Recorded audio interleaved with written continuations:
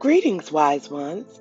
This is Melissa of 8th House Wisdom, author, psychotherapist, astrologer, feminine energy, and stellar planning expert.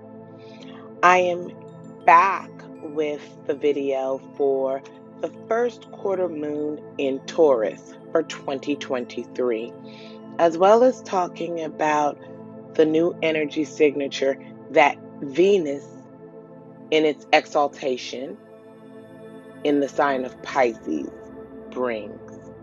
If you'd like to learn more about this first turn in the bend of the first phase of the Lunar New Year and what money-making and loving opportunities exist for us with Venus moving into her favorite spot, stay tuned for the rest of this video.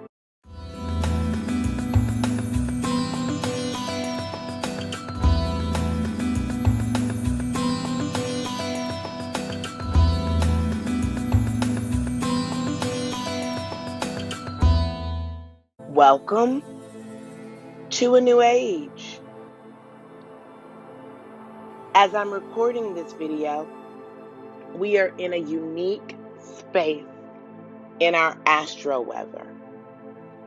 We are in a space known as all planets are in direct motion.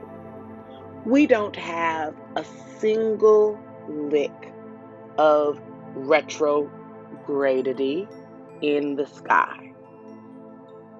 And by the time this video is released, we should be out of the shadow for Mercury and Mars. There'll still be a slight shadowy imprint for Uranus. But nonetheless, we're in a fabulous place where everything is moving forward and taking on the energy of the first quarter moon phase, which is initiation, action, and certainty.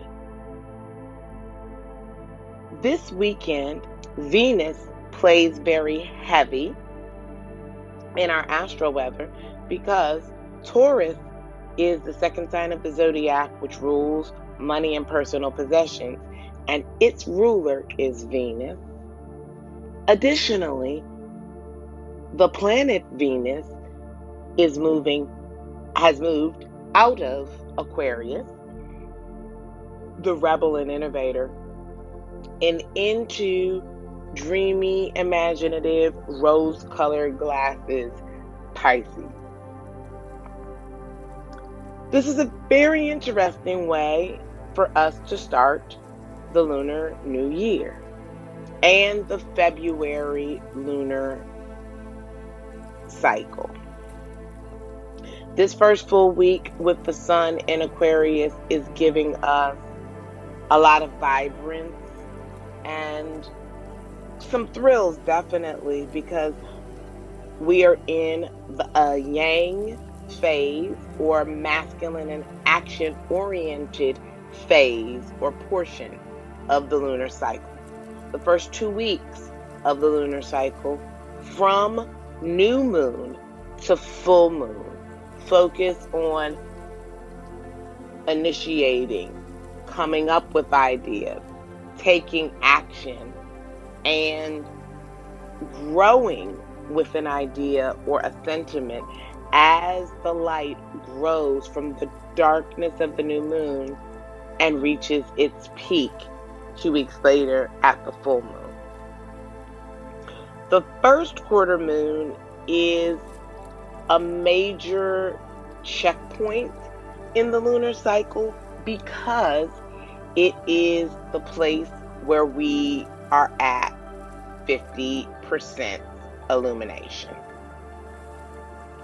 And as a result of being at 50% illumination, we can see things more clearly, and we have the energy reserves in our tank to set about with word, deed, or something physical to help our goals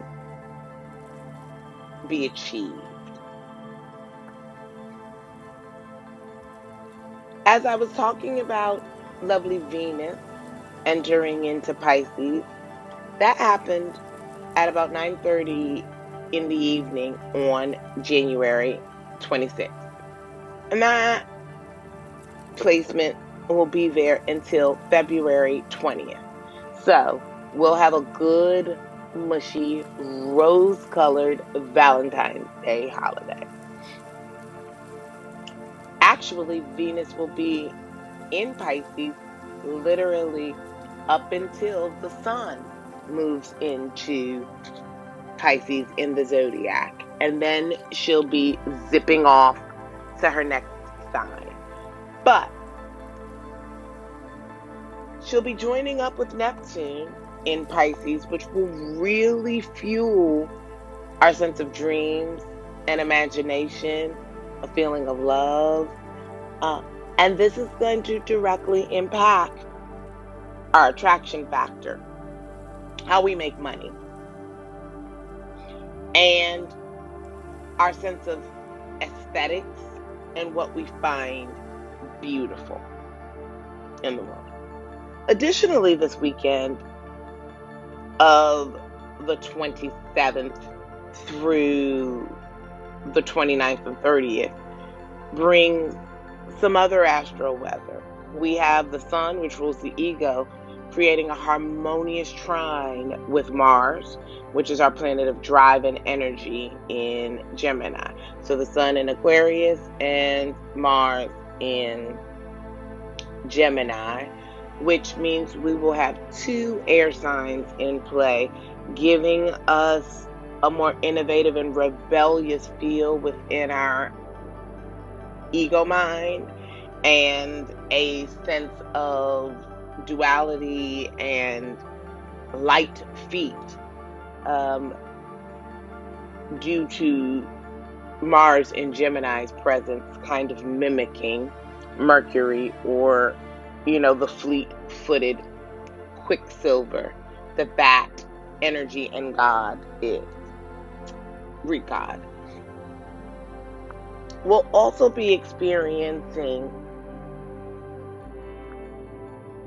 Mercury, the communication planet, creating a harmonious trine, as well with Uranus, the innovation leader, which represents disruption, in Taurus. So Mercury is direct in Capricorn and Uranus is in Taurus. So then we have this earthy trine. And when you think trine, think about a triangle and think about 3 points that create and focus harmonious interactions. We can see your side, their side, and the third side, and everyone comes together. Our communication and thinking may be a bit more disruptive this weekend, but there will be a general flow that moves through that. And so while our thinking may be disruptive, it will probably be the kind of good disruption that breaks up old shit and allows us to hit a breakthrough. Because if nothing else, during Aquarius season, hitting a breakthrough, being revolutionary, and experiencing disruption are things that I consider to be par for the course. Then, when you factor that in to the energy of this first quarter moon and what the phase of the moon, as well as the lunar mood, which is determined by the sign, tell us, you've got a really powerful and potent time. Here we are a week into the first lunar cycle, ready after an emotional reset and positive forward moving energy to take off and take flight. We've got 50% illumination in the sky, and we're at the midpoint of the cycle, so we can actually see where we're going, so we can take precise steps towards the action or the outcome that we're seeking. And remember, first quarter moons only happen for 24 hours. It's a 1-day phase. This time can be a really magical game changer right now.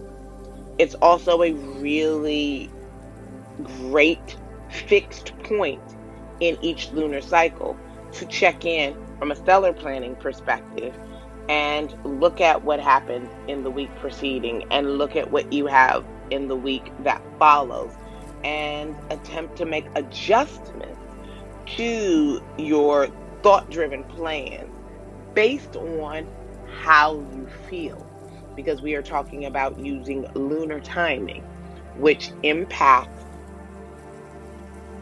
your sense of environmental feel and your emotions.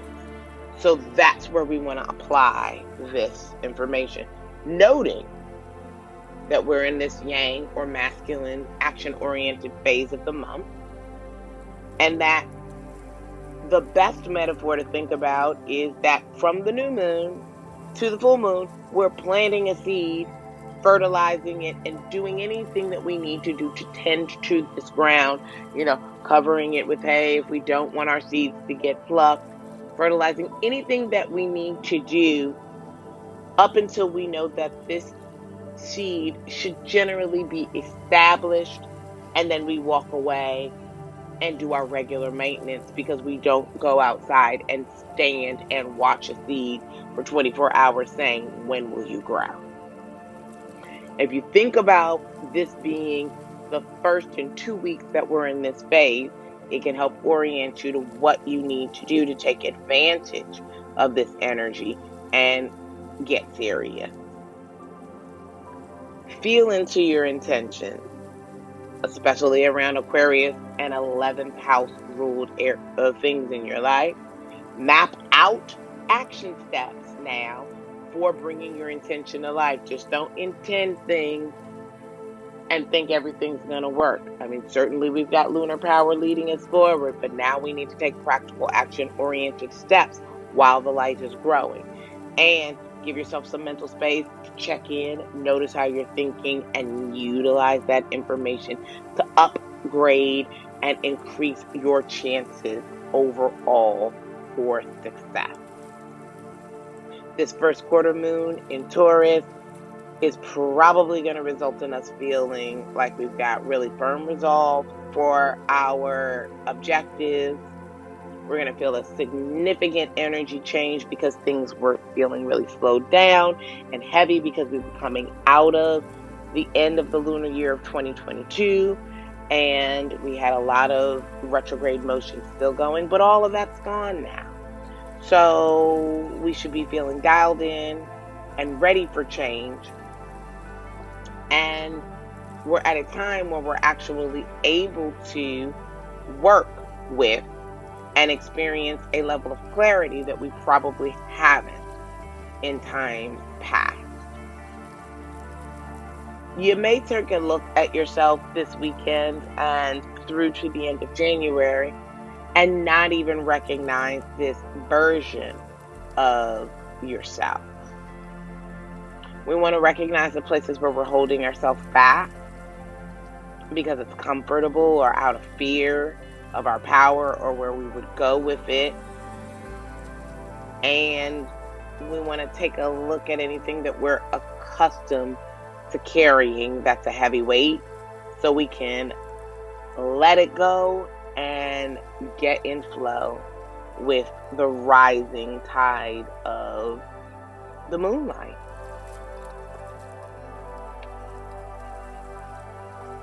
To really kind of drive this home, I want to focus on what Yasmin Boland's Moonology card says to us about the first quarter moon in Taurus and what that indicates energetically for manifesting. And This card tells us to release control. What in your life are you trying just a bit too hard to do? What are the where are you absolutely stuck on to the point where you won't even entertain another idea? You need to release your grip on life, and remember that whatever you want, you need to release it to the universe and trust that the universe will come back to you with whatever it is that is for your highest good. So if you're feeling possessive about something or someone, your challenge now is to live and let live. And in a financial situation, self-worth is key. You got to avoid any get-rich-quick schemes and really go with your gut. The manifesting myth. This card reflects Taurus' steadfast energy, but it's clashing with another energy that wants to be free, which is Aquarian energy. Seed control for the best results. And the manifesting mindset is realize that even though you can manifest your life to a great extent, you cannot control everything all the time. And this is so important, as our first lunar cycle out the gate is a fixed cycle, and fixed authority signs like to control things. Remember, the karma comes into play, as do your deep down beliefs about yourself. Tuning into your manifestation powers, the energies of this particular chakra rule the root chakra, Muladhara, and will help you feel safer and more grounded with your basic needs looked after. This chakra is located at the base of the spine, and its color is a glowing red. You can visualize that area and use the incantation or affirmation. Energies of the first quarter moon in Taurus, thank you for showing me that all of my needs are taken care of. And note that the best time to manifest your magic around this is, of course, this weekend, because the moon is in Taurus, or on a Friday, or during Venus's hour. Those are the times we really want to be focused on working with this energy.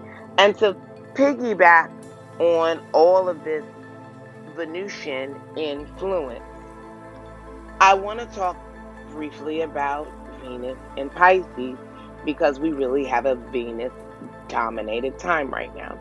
Again, in astrology, Venus is the planet of love, attraction, money, and beauty. And in Greek or Hellenistic astrology, Venus is said to be exalted in the sign of Pisces. It means it's in its most positive position, and we have access to all of its best qualities. Venus in Pisces is a mix of the earthy and airy signs of Taurus and Libra, which are both ruled by Venus, with a focus on creativity and aesthetics and luxury. And then Pisces, ever-present compassion and humanity and love for everything that softens the gaze and can pretty much excuse and find love in their heart for any and everyone. That means that this is really a good time for us to focus on making our connections or renewing our connections with the divine. It's a time where our romantic connections will be really sumptuous. They can be very sensual, but they will be marked with a particular rosy colored disposition. So you really need to make sure that whatever you're doing and with whomever you're doing it, you know who they are, and you're not caught up in how you imagine and dream them to be, but you're leaning more towards the Venusian and Taurian earth side of being practical and knowing what it is, so that you don't come out of this influence completely disillusioned because what you loved has now kind of gone up in smoke. Again, this is a really great time to work on your spiritual connection, meditate, do energy work, and to be in seclusion, because Pisces is 12th house energy, so a lot of this can be effectively done on a solitary level as well. I hope that you have gotten something really good from this information, especially at this turn in the moon cycle, so that you can put it to good use and apply aspects of the lunar wisdom formula and stellar planning to truly engage and live in your best life and be in proper balance. If you want to be able to apply the information that I've talked about here, just in terms of moon and moon phase and things of that nature, then I totally have got you covered. You're going to need to head over to my website, check the link below, and grab a free copy of your birth chart to know where the moon is going to be hitting in your chart, what part will be activated, and how this can help you. And if you'd like more support in being able to do that, then please grab a copy of my DIY book, the astrology guide for the moon, the Lunar Wisdom Formula, which helps with manifesting by the moon and comes complete with updated information about 2023 moon cycle, so you can easily plug and play when it comes to applying the Lunar Wisdom Formula and really digging in to the process of stellar planning. And of course, the moon and the approaching full moon is great to charge your crystals. So use the link below to check out these amazing, high quality, ethically sourced crystals and use my coupon code 8th House Wisdom for 11% off at your purchase. And if you want to know more about what it means to do stellar planning, then you will need 2 resources that are also located in the description of this video. First up would be your free copy of the 2023 Stellar Year Blueprint, which will give you a high-level overview of the astro weather and energy for the year, as well as my stellar planning process and the astrological blueprint for this year, so that you know what dates to look out for and what to plug and play with. And in order to really help you know how to apply that information for your highest good, you can watch my free workshop for this year, Stellar Planning for 2023, to get more information and context related to what it means to do stellar planning, how that can impact your life, and why it can help you to triple your blessings in 2023. And if you'd like to do this work at a higher level, I've got you covered. Just head over to thewisdombeacon.com, my astrology school, and that link is below, and I can lead you through my multimedia lesson and workshop process to go through stellar planning, apply the stellar year blueprint, and really dig in for the best 2023 that you have and can imagine in your own mind. The power of astrology is amazing when it comes to dates and precision. It's a strength when it comes to planning and knowing the energetic container. That's how you'll win.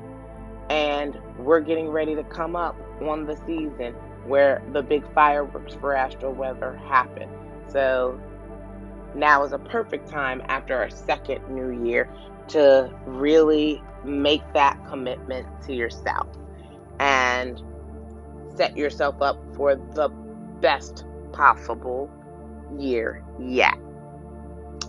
I am wishing you, wise ones, the best time as we experience all planets in direct motion for 2023, and enjoy this Venusian inspired weekend with the first quarter moon in Taurus and Venus in Pisces. Remember, wise ones, life does come with an instruction manual. It's written in the stars. Please like, comment, and subscribe to this video if you've gotten anything of use or benefit. And I look forward to seeing you next time for my next video. Until then, wise ones, sending you lots of light and love. Take care.